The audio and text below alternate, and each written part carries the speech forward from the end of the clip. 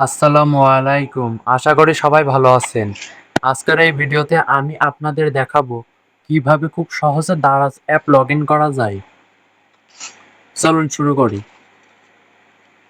প্রথমে আপনার ফোনে দারাজ অ্যাপটি ওপেন করুন।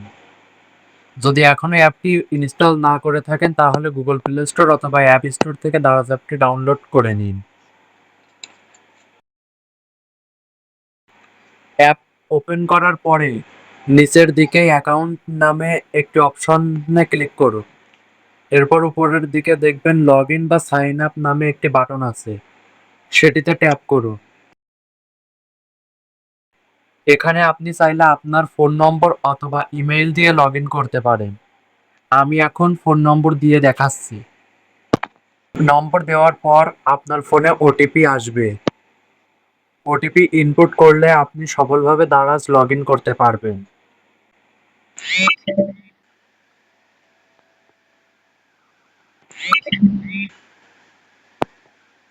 দেখলেন তো কত সহজে দারাজ অ্যাপ লগইন করা যায়।